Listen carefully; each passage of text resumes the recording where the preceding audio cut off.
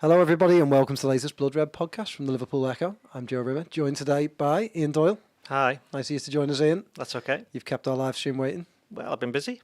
Yeah, you have. Theo Squires, how are you? Yeah, not too bad. Yeah, simple and straight to the point. You didn't keep anyone waiting. You were here, prompt and on time. Hello, listeners. Hello, viewers on YouTube. Thank you for tuning in. If you have questions, leave them in the chat. Been some great questions recently, and it really helped with some of these summer pods. So keep them coming in, and we will try and get to them as we go. Before we get started, a big thank you to our sponsors, NordVPN, who have been great coming on board to sponsor us this year. To get the best discount off your NordVPN plan, go to nordvpn.com/bloodred. Our link gives you 4 months extra free on a 2-year plan. There's no risk with Nord's 30-day money-back guarantee. The link is, as ever, is in the podcast description box. Thank you, Nord. Really appreciate your support with our podcasts. And appreciate all the listeners as well. If you're following along live, give us a thumbs up, subscribe, press the bell to get notifications. If you're listening on Apple Podcasts, give us some stars. And we really appreciate any 5-star, 4-star reviews, any 3-star, 2-star, or 1-star or 0-star reviews. We don't appreciate. Leave us alone. And just to show you how much we appreciate your reviews and how much we keep an eye on them, I'm going to read a couple of interesting ones out because they made me laugh quite a bit. So these types of reviews are the best reviews. So are these ones that have gone in our group, or have we not heard these before? No, you might not have heard. I think I read them out to you privately the other day. But the other day, one of our friends forwarded these on to me. So Ian's Ring, this one is called. This review, it's 5 stars, which is great. Regular listener, watched it on YouTube for the first time the other week and was shocked to say Ian has a monk's ring, almost like the Japanese soldiers on Shogun. I don't know why I expect him to be more like Zidane, just less head-butting. Anyway, good balanced show. There you What go. do you have to say to that? I thought I was more Zidane than anything else. Yeah. I think if one of us is monkey, it's going to be you. I mean, do you watch Shogun? No. Not watched it yet. It's supposed to be very good, so I'll look out for you on it. When I do watch it. And another review, 5 stars. Nice teeth. The team sound like they have nice teeth. Keep up the good work. That's nice, isn't it? Yeah, I mean, that's really. I like that one. That's a good one. Yeah, but I went to the dentist last week, so yeah, I appreciate that one. Another one, 5 stars, great show. Keeps a North Wales Red that lives in Cardiff informed and involved, especially as I can't make many live games these days. Doyle, I guess that's Welsh. Guys, keep it up. So thank you very much for those reviews. They're brilliant. Keep them coming in. We really do appreciate them. I feel like we've got things to talk about today. A few different quite interesting things. So we'll start with Wednesday. It was the first time we got a look at Arne Slot in Liverpool colours. He sat down with Club Media to give his first interview. Question to you both. Start with you, Ian. First impressions, what did you think? He's definitely more Zidane, is what you'd I say. don't know. No, he's not. Zidane never went fully like shiny ball, did he? Always has a bit of step up. I don't know. I think now he is. I suppose, yeah. Yeah, now times, he is. yeah. He did. By the time he was headbutting Materazzi, he was doing it. So, yeah. Then again, that was 18 years ago. So, so other than that, he just seems quite personable, doesn't he? Yeah. What I thought was quite interesting. He was quite willing to greet the Klopp elephant in the room head on and just basically say, "Look, everybody loves Klopp, and they still love him." And he was one of my inspirations. And I'm a lot like him in terms of the way we play, but I'm my own man. So he's kind of drawn that line in the sand straight away. I don't think anybody will really want to talk to him about Klopp after that, because he's also said that he spoke to him and this, that, and the other. So he's ticked all the boxes straight away. So that'll still be the first 3 questions at the press conference. conference. They will be, yeah, 100%, yeah, not by us, but yeah, I do think that was good that he did that and was able to then just say, look, it's very rare, isn't it? Because you've had the Klopp referring to his successor and leading a chant to him in his final game, and then you've got his successor coming in and then immediately talking about him and saying, yeah, everybody loves him, and I've already had talks to him, this, that, and the other, which is very unusual. Normally when a new manager comes in, they go, I'm just going to completely ignore anything that's ever happened at this club before now, which in a way is what Klopp did, wasn't he? He said, we need to take, the history out of our backpack. We can't carry it around. Whereas I think with Slot's actually the recent history is quite good, so we've still got loads of it still here, so we may as well just crack on and use it the best that we can. Yeah. What did you think, Theo? I thought he came across well. very likeable. It's quite straightforward, wasn't he? Very Yeah. Dutch, going straight to the point. Yeah. It gave us a lot of interesting insight into how he's spending his summer, like a little bit on the working relationship with Yeah. Richard Hughes already. He just came across a lot better than Eric Ten Hag, which is, I think, all I was wanting from that first press conference. Not to be so dour and miserable, but he's got a bit about him. So obviously he'll be put through his paces a bit more when he's got the media unveiling with us guys. It's always a bit more controlled, isn't it, when it's with the club? Not too many difficult questions, but he handled it all really well. Yeah, I thought he was quite good. I thought, like you say, he had that sort of typically Dutch mixture of confidence, self-assuredness, and he really, yeah, like you say, he sort of addressed the Klopp thing, which would have been easy to sort of try and sidestep that, but he addressed it, and it feels like when Klopp came in, it felt like the club needed a refresh, a restart, and it feels like he's coming in and saying, look, there's loads of great work that's gone on. It's a great team. I don't need to start all over again. I just need to carry on that good work. And and I don't necessarily think he needed to say anything. Again, in Klopp's first, and he hasn't done his first press conference yet, let's not forget, but in Klopp's first club media interview, he said that doubts to believe his line, and obviously it was this big inspirational line that's sort of defined his reign. But I don't really feel like Arne Slot needed to say anything like that. Doesn't have to, does he? The club doesn't need that right now. That's not the message that supporters need, is it? No, in fact, the message was kind of not more of the same, but more of kind of the same. So, what I thought was quite good is where he said, he was talking about the season. He got asked, the season just gone. He said Liverpool got 82 points, this, that, and the other. And he says, but I think we'd all like to see Liverpool a bit higher than third. And it's like, well, there's only 2 places above that. So he's already setting his sights on challenging for the title next season straight away, which I know we've said on this podcast that's might be a little bit unrealistic depending on what they do in the transfer market, simply because of all the change that's happened behind the scenes. But as Theo said, he kind of made it quite clear that it's him and Richard Hughes who are going to be running the show, as it were. Michael Edwards wasn't mentioned once, was he? But that kind of underlines that he's more of a FSG appointment overseer, whereas it's going to be Richard Hughes who's running the club to a certain degree day to day. Certainly dealing with the manager and over transfers as well, and also over the backroom staff, because they confirmed 2 of them. And also announced the goalkeeping coach who's come in. So there's not many slots, as it were, in Slot's backroom staff that need filling.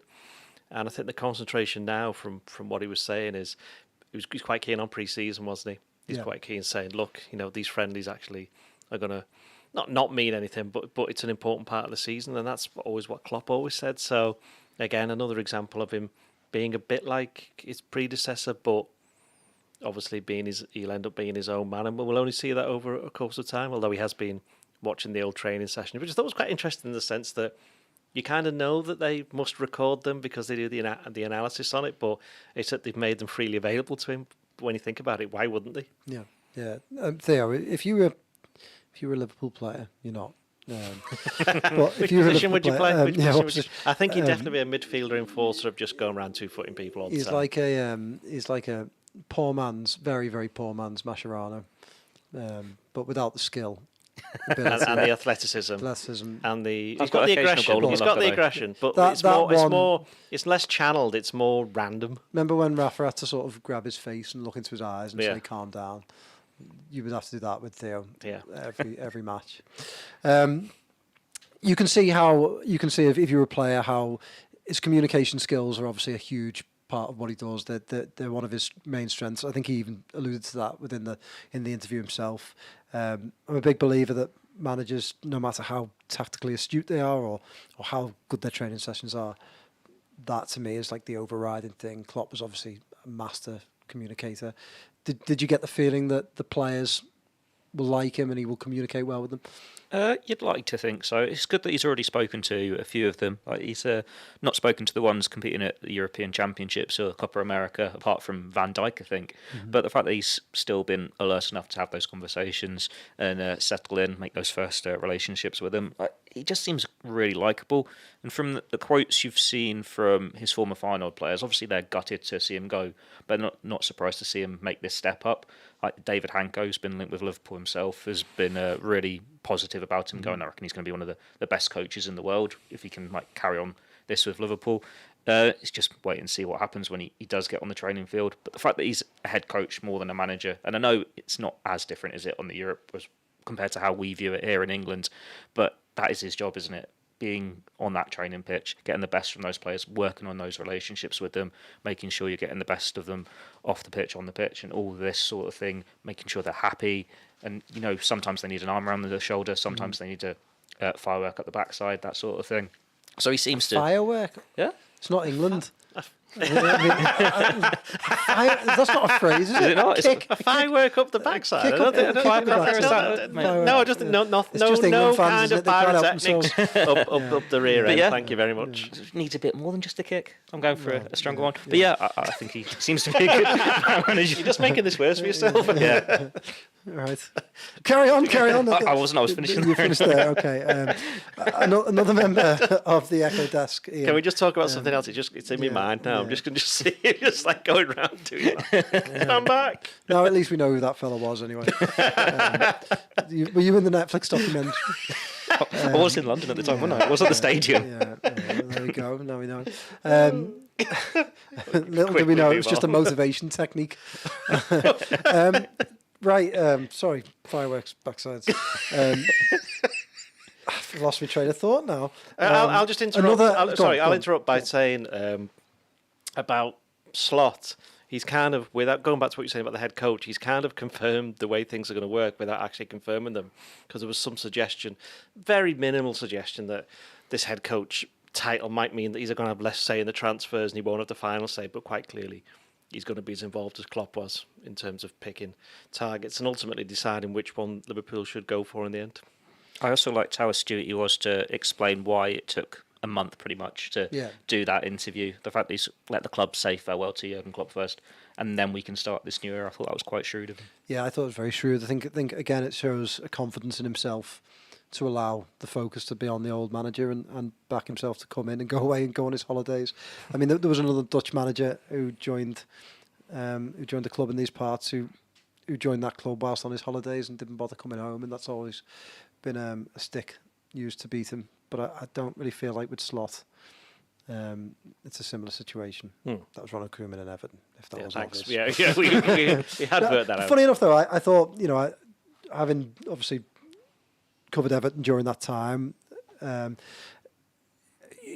saw some similarities between Slot and Koeman. Obviously, that what I was talking about, that confidence that almost can be mistaken at times as arrogance.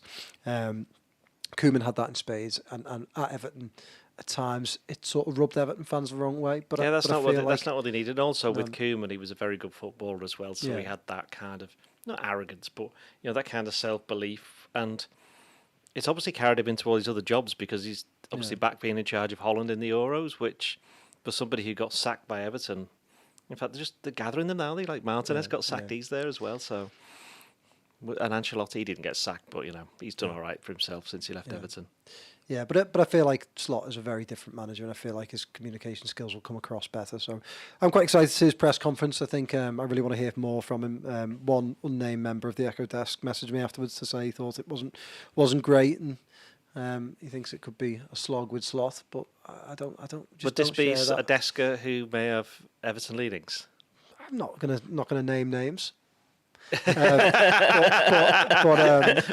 we got it down to two, and does he? Let's put. Is his hair in any way grey? No, it's not. Is it? Right. Okay. So I know it is. Thank you. And I just thought that I just think you've got to watch it from a Liverpool point of view and think of it of what Liverpool need, and I don't think they need a guy trying to be Jurgen Klopp. They need a guy who's his own man, and I mean it's a. I don't want to. Paisley to Shankly, very different men, but continuing the same project. And I think from what I've been told about Slot is that he is actually like Klopp, basically like a normal human being. Yeah. Just basically quite chatty, quite friendly, not aloof, easy to approach. Just seems like a regular. The thing about Klopp is that he was obviously a very special person, but acting as a regular guy. Yeah. And I'm not saying that Slot might end up being special in some way, but he's just a regular guy from Yeah. from what I've been told so far from people who've dealt with him since he's been over. Yeah. I think if he'd come in and he'd tried to force it with like the sound bites, trying to come up with all these great quotes, it would have been a bit cringy. You'd have seen through Yeah. it. It's like Klopp's Yeah. done this, so you're trying to do this. Yeah, Trying exactly. to get off onto that foot. And I feel a bit like what Rodgers was like at times, whereas with Klopp it felt so natural, didn't it? So there is that clear difference there. I think that's exactly it. And you can imagine that, I always go back to that Being Liverpool documentary and Rodgers giving out those envelopes with people's names in it. And first of all, that was stolen from, was it stolen from Ferguson or someone else that did it Fergie did first? it. And second, it came across, it was too try hard. And I think it didn't come across as a man who was absolutely confident in where he was at. It was a big club he was stepping up to. And I think Slot hopefully won't fall into those same traps, but certainly Eddie Dawes hasn't in that first Well, interview. Feyenoord is still a big club in Holland, Yeah. and they have won the European Cup before. I mean, a Yeah, long of course, time yeah. ago.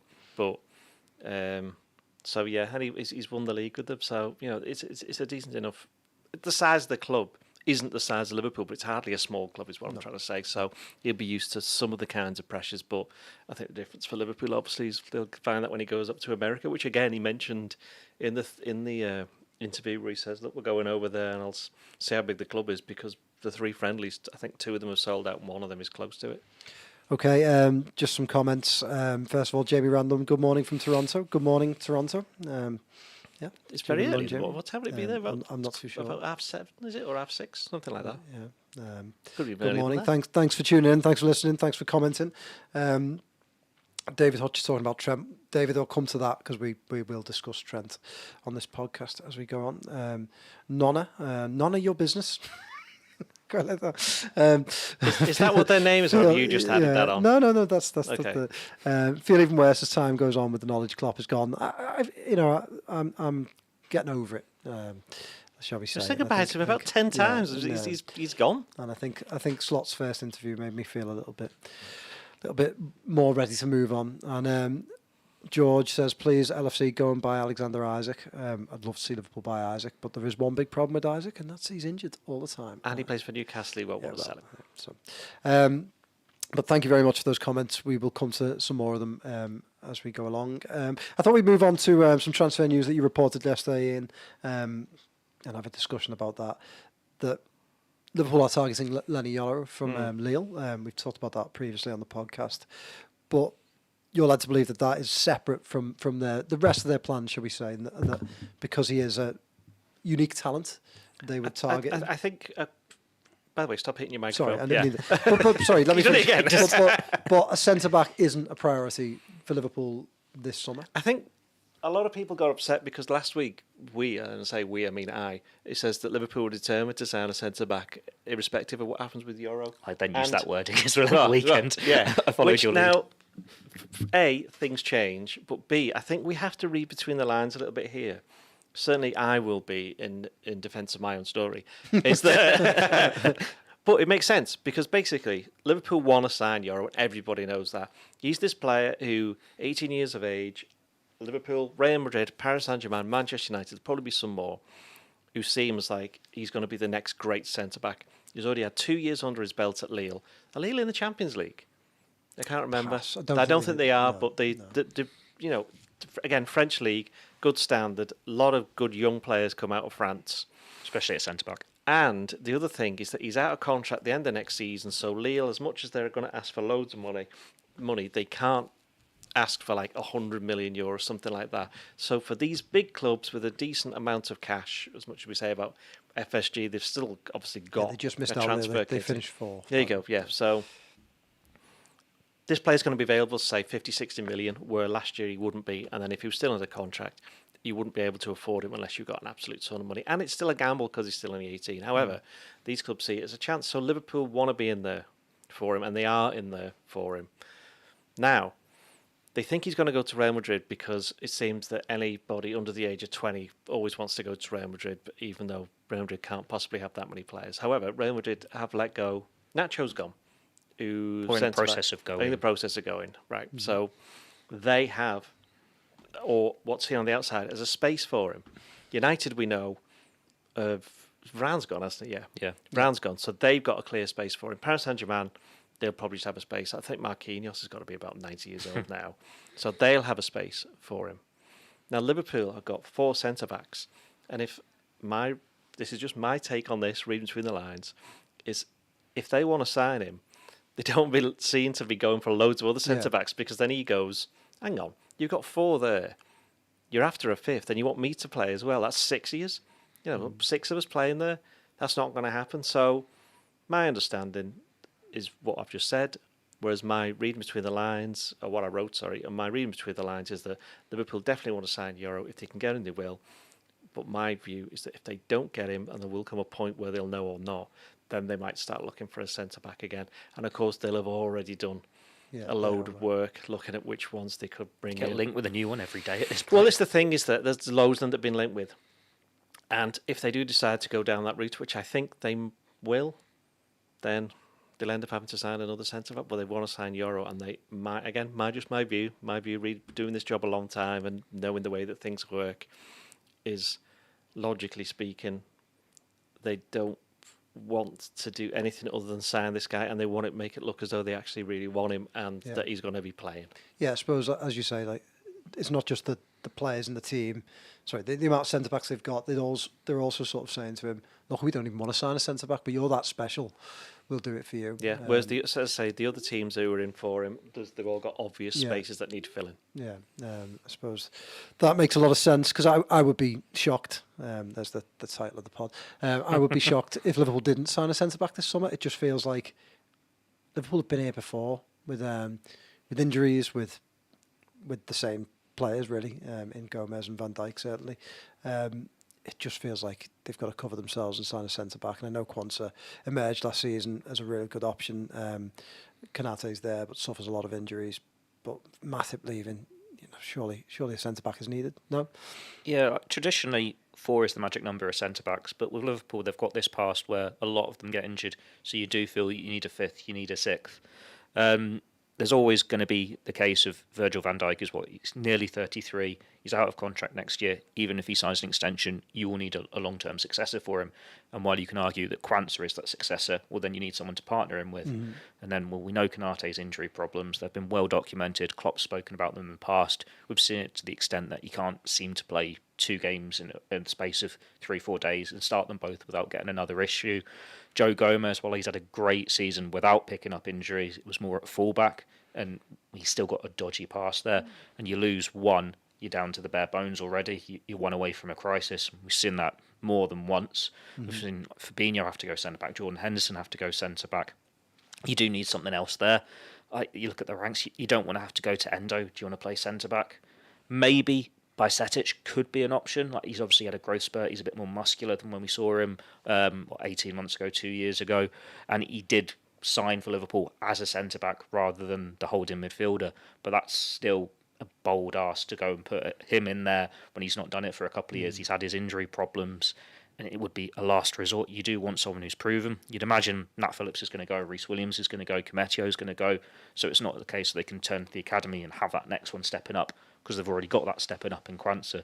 So they are at risk of leaving themselves short if they don't go and get that 5th person.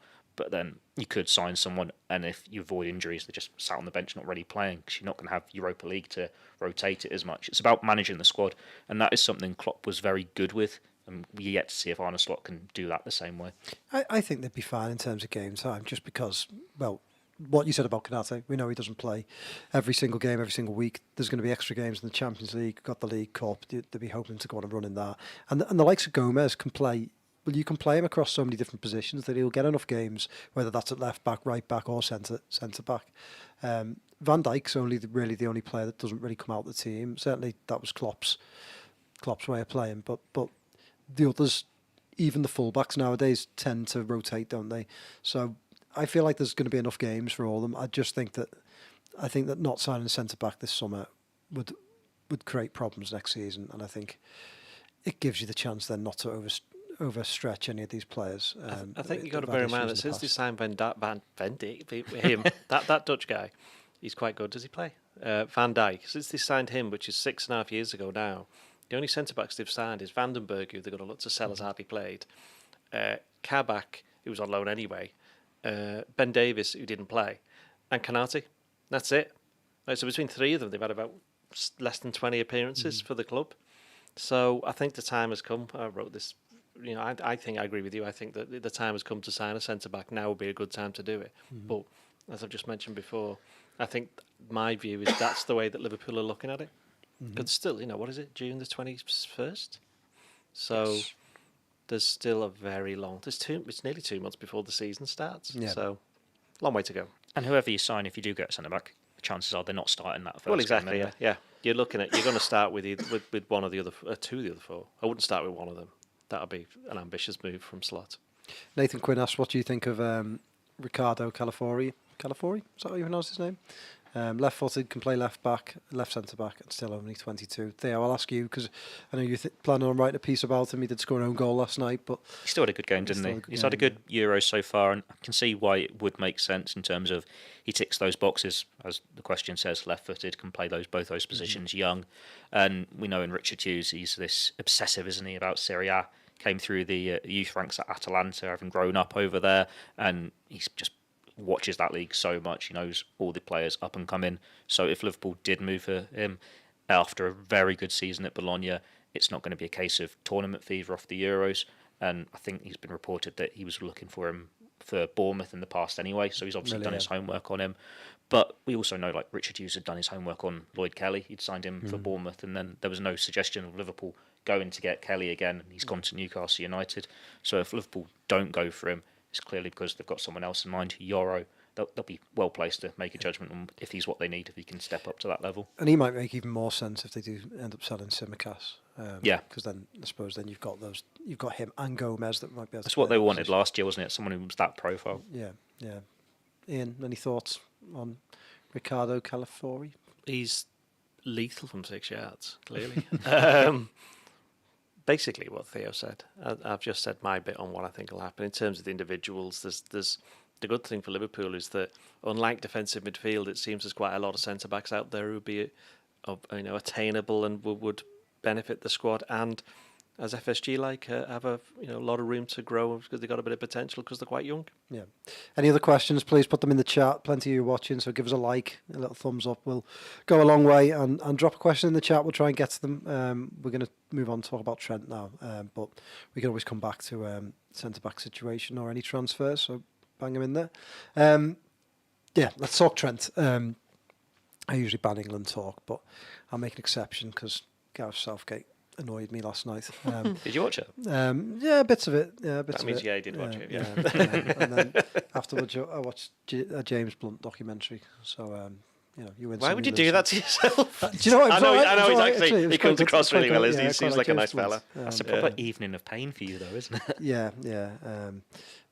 My wife was back from her trip away with work, so you can see how that went. Look, back Stop to hitting England. the microphone, will you? Sorry. Trent played midfield for the second time for England, He dragged did. off for the second time for England, and just, I don't know, I've got my own feels on it, but let's go to you two first. It just doesn't feel like very good management of it. No, of I the mean player right now. England have been absolutely terrible for the two games, like really, really poor. I mean, we'll stop on Trent for a second. We'll go to the other two midfielders who've played in midfield. Don't know what Declan Rice is doing. Doesn't feel as though he knows whether he needs to be a defensive midfielder or a box-to-box midfielder. And then you got Jude Bellingham, who scored the goal, and then seems to think he's playing for Real Madrid, which means that every time anybody goes near him, breathes on him, he goes down. And the way that Real Madrid are, and they're very, very much indulged in the Spanish league, that they get almost everything that they actually want. So, you don't get that with England, I'm afraid. So, I think Bellingham.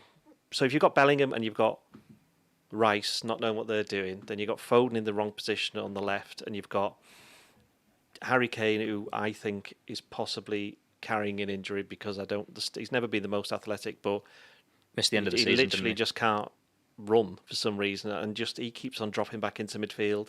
It's no wonder you got a player who's started one game ever for Liverpool in midfield. The first game he plays in a 4-3-3 for England, gets subbed after, an hour, just after an hour. The second game he plays as part of the two, but all the other players around him don't know what they're doing, really. So how's he supposed to know as well? And of course, he's been made the scapegoat by being, even though they planned for a year and everybody's spoken about this, everybody in the England squad has spoken about it. You've got Southgate now saying it's an experiment. It's like, well, hang on. You can't be an experiment. You've been doing it for a year. And if you look at Trent's games that he's played for England, he's been playing in midfield for, I think, about 7 or 8, the last 8 starts that he's had.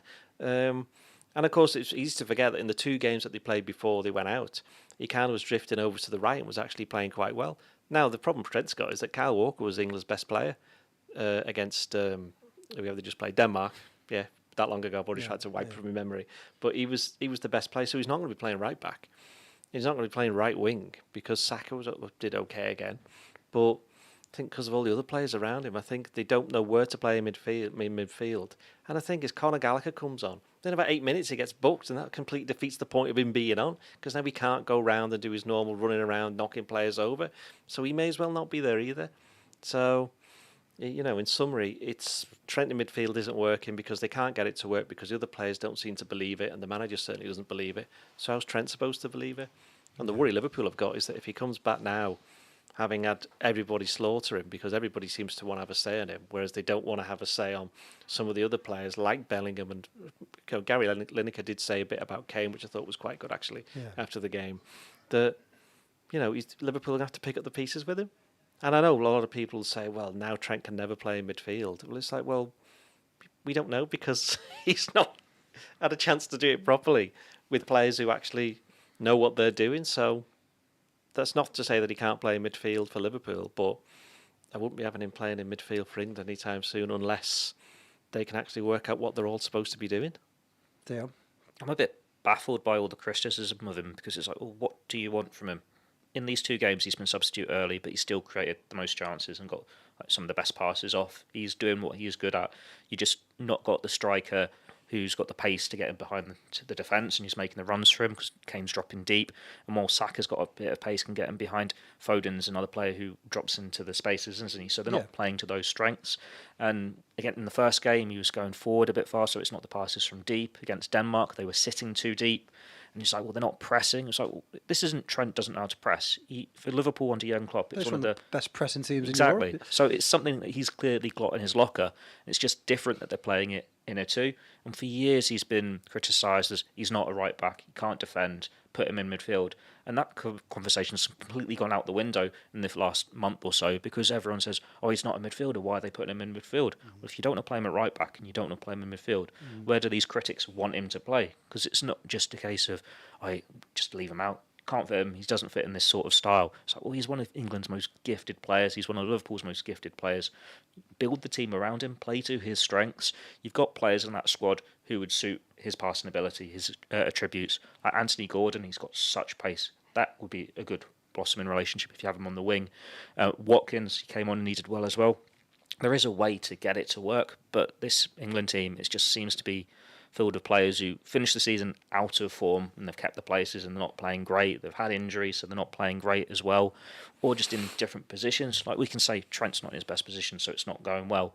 Well, Declan Rice hasn't been a number 6 for Arsenal this season. That was Jorginho, wasn't it? He was box to box for them, so it is still him in a different role. Foden's in a different role. So it's just a bit of a mess at the moment. Trent's the easy scapegoat because everyone knows that makes headlines. That gets people watching because everyone's got an opinion on him. See, I disagree slightly with what you're saying.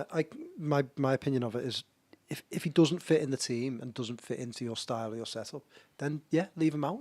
I think that's what good international managers should do. They should say, I've got a collection of players and I have to fit them together as a team, and some of them won't fit into that team. But what I do think is just the job of a manager should be to relieve the pressure on their players. They don't put them under more spotlight and more pressure. And I think what he's done with Trent is like Ian said before, he's had this year-long sort of experiment now of getting Trent into a midfield role, which Liverpool have never really pulled the trigger on. They might have moved him from right back and they have him in an inverted way, but it's telling that Klopp never fully pulled the trigger, even when Liverpool had injury problems last season, as Trent as a midfielder. England have done. Southgate has spoken publicly about it. Trent has spoken publicly about it. They've gone into the tournament going, this is the way we're going to play in the warm-up games. And then as soon as they don't play that well, in both games, he's dragged them off. And I think by dragging him off, and as you said before, he's been no worse than any of the other midfielders on the pitch, but he's been dragged off. And all that's done is increase the spotlight and debate around Trent. Should he be doing that experiment? Should Trent be playing? Where should he be playing? All of that talk is only magnified by Southgate dragging him off. And I just think that is really poor man management. And you can see Trent, you saw him come off yesterday, and it weighed on him. You could see his body language wasn't great as he came off. He just looked gutted. And I think then he's going to have to go into the third game, and then if Southgate starts him again, there'll be spotlight on him. If he drops him completely, then that will be a talking point. And I feel like Southgate has set this up in the last year and then pulled the rug out beneath Trent in these last two games. I just think it's really, really poor management. He's kind of set him up to fail, hasn't he? Exactly. Yeah. Yeah. And if you're gonna do this experiment, if you're gonna back Trent in midfield, then back him. All right. Maybe you could take him off in one of the games, but last night you could have taken anyone. You couldn't take any of those midfielders off. And the other thing about Trent is that quite clearly he was assigned to get in the face or just annoy Christian Eriksen, who didn't do anything. Yeah. So clearly that worked. Yeah. So he knows his defensive duty is a right back. I mean, if you believe, what was it, Wayne Rooney, Gary Neville, Roy Keane, I'll let you make the connection there. That he shouldn't be playing right back and he shouldn't be playing central midfield. It's like, well, is he going to retire as a footballer? Where else is he going to play? Put him in goal. I know Kyle Walker's a good player, but I think he should be playing right back. And if they want to get him into midfield, then do the same thing what Liverpool do. Kyle Walker at left back is possibly what they need to, because he's played there before. And they don't have a left back. Yeah. Alternative could be go back to the back five when you've got Walker as the centre back. But then you need Kyle Walker in there as something. He's still there. That isn't a centre back. I mean, it wouldn't bother me because I really couldn't care less whether England You were stay in going or to do a stay Stephen out. Warnock then, weren't you? But what I do think is that, like you said, Liverpool will have to pick up the pieces, and it will only increase debate going into next season of where he should play. And I feel like Klopp did quite well earlier on in Trent's career at saying, hang on, he's the best right back in the world. Why are we having this debate? And I feel like over the last couple of years, for various reasons, that it's become more difficult for Klopp to say that, and I think Slot will have to address it. But I would almost, going into next year, have a bit of a reset with Trent, get him back to right back, maybe stop the midfield experiments and try and get him back to what he was good at, which was putting in crosses, and it would give Liverpool.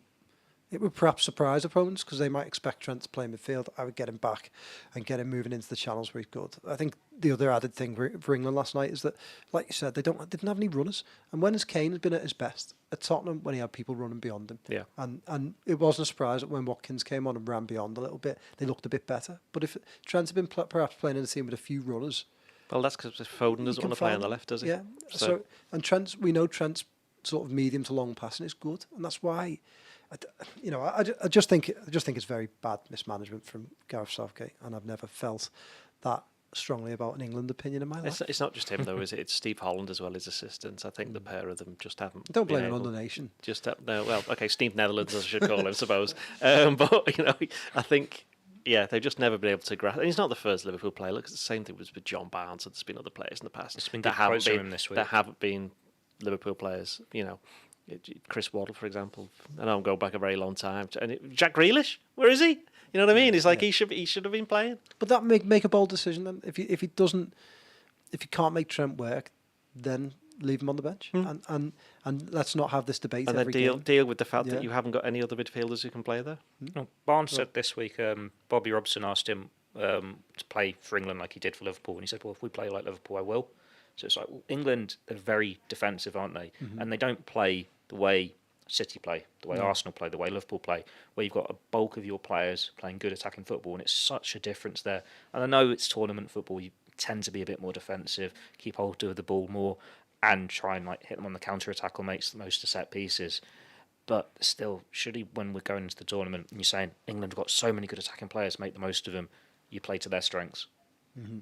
Because even if England now do really well without Trent in the team, then that's going to make it even worse for him. Well, so it's like, it's done now, it's done. Yeah. It's done. He can't say, impossible to salvage. But then this is a battle he's been used to, isn't it? Like, there's always been this debate about him for years, and it's at least at Liverpool, he knows how he's valued by the supporters, and it is played to his strengths. Whether he's linking up with Salah down the right-hand side, or he's moving into midfield, spraying it for Núñez, Diaz, whatever.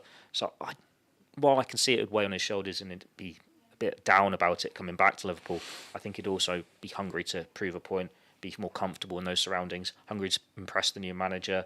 He's also got that contract to resolve as well. I don't think it'd necessarily be a negative coming back to Liverpool. They could turn it into a positive. You've got a player there who plays for Liverpool and has obviously won everything, and by all accounts, Real Madrid are looking at him, but yet he's not good enough player for England. That speaks volumes, doesn't it? Really, I mean, yeah, it's just really a poor situation all round. I'm really intrigued as to see how Trent is when he comes back to Liverpool, how Arne Slot uses him. But I hope, and again, it comes down to what we talked about earlier with communication. I feel like Arne Slot's going to have a job to do there, because Southgate is just ruining him at this tournament, so it's not good at all. Tarnell in the comments says Arne Slot must look for a better right winger. Salah is getting old and slow. I don't fully agree with Salah. Salah is getting old. You can't argue with that. We're all getting old. I don't necessarily think he's slow. I think he's changed his game a slight bit, but I think Liverpool will be looking for a forward with this summer. I'd be tempted to see Salah central.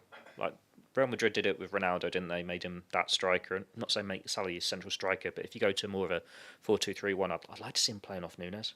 We know he's got the pass on him, and he's still very good in those central areas. So yeah, maybe if you did get a pacey winger and you go 4-2-3-1, that's something they could look at. But it's going to be a case of Liverpool aren't going to just put him, this is your position, this is where you stick. He's still right wing option. It's just always having those versatile players who can play a couple of roles. There's a lot of talk about that Nico Williams for Spain last night, and he's been linked with Liverpool. Apparently he's got a release clause. Not the Welsh guy, the Spanish guy. He used to play for Liverpool, the other one. Already. Been linked with his brother for years as well, haven't they, Inaki? Inaki, yeah. Yeah, do you think he's sort of like the model that Liverpool might be looking at this summer? I'm just shrugging. It doesn't really work for an audio podcast. I don't know. He's good, so they'll be looking at him. But there's a lot of good players, and how old is he? Early 20s. Yeah, he's not that old, is he? So he would fit the profile. But again, how often have we seen him before? We've seen him in the last week. So I'd like to see him in other spheres. They won a trophy this year, didn't they, Bilbao? I'm not making that up. So they've had a good season. He's had a good season. I read that he had something 20 odd goal contributions, which is sort of rivals any Liverpool forward, doesn't it? So Ian McCartney says Trent isn't the problem; it's all due to Southgate. Yeah, I think we've all pretty much said exactly that. We agree massively. Jono says struggling to understand our centre backs not seen as a priority. Van Dijk has already said he's been overplayed. I'm not too sure where he said that, but now he's 33.